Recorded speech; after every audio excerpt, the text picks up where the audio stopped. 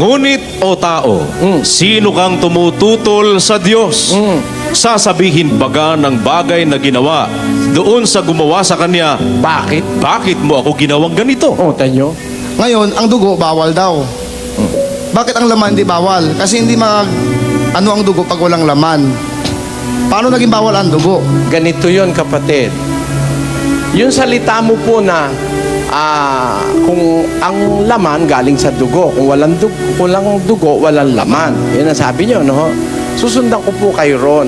Tapos ang inyong salita, bakit bawal ang dugo?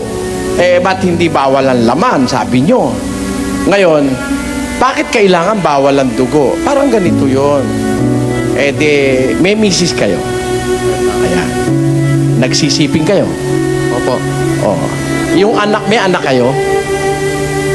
O, sisipingan nyo ba yung anak nyo? Pwede ba natin tanungin sa Diyos? Ba't hindi pwede sipingan ko anak ko? Laman din yun.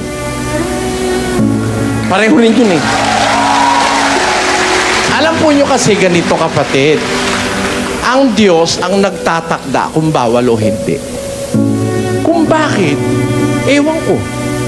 Gusto niya yun eh. Halimbawa, sabi ng Diyos, huwag kang lalapit sa kamag-anak mong malapit upang ilitaw mo ang kahubaran mo. Basahin na nga natin sa Levitico.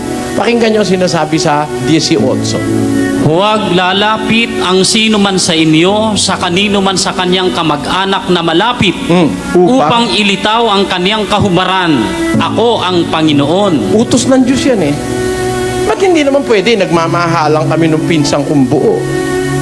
Oh, ba't hindi pwede? Meron nga magkapatid eh. Oh, ba't hindi pwede?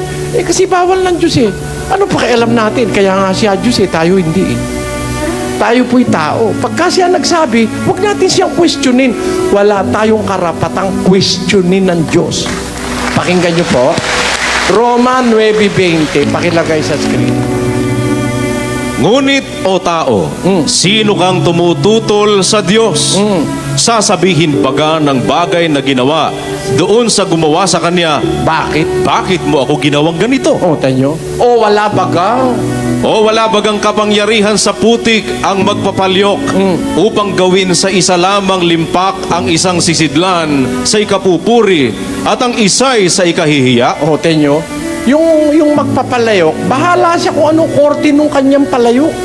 Kung malaki, kung maliit, walang tutol yung palayok. Meron ka ba nakitang palayok na humawak ng placard? Ba't ang liit-liit ko, ang liit-liit ko? Wala namang ganun eh.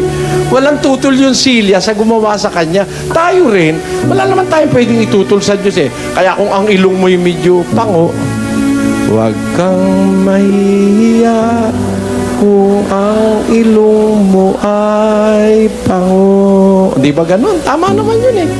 Gusto ng Diyos pango. Hindi naman yata katama yun. Ba't ang ilong ko pangit?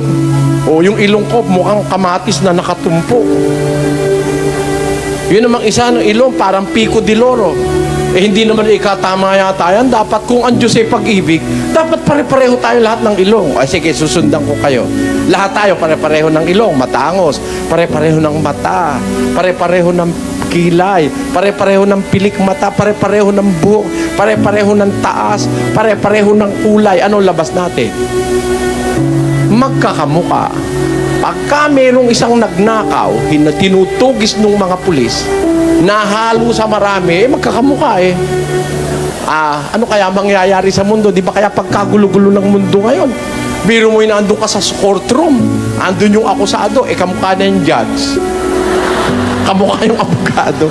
Wala tayong pakialam sa Diyos, basta bahala siya, no? Ang kailangan po natin sumunod sa Diyos. Yun. Pag sinabi niya, huwag tayong tututol. Alam niya ang mabuti sapagkat siya ang may gawa. Siya ang makapangyarihan sa lahat. Ganun po yan. Sige, salamat. Salamat Brother po. Eli. Marami pa sana akong gustong pamangkot doon ko na pamangkot to sa sa akin, doktrina. Kasi pagbigyan muna natin yung iba kasi marami pa yung gustong Kung tumanong. gusto niyo po makinig po kayo ng doktrina namin, lahat po ng tanong masasagot doon. Ako rin po ang maririnig niyo. Ba't makinig po kayo? Sige po, salamat Sige po. po, salamat po.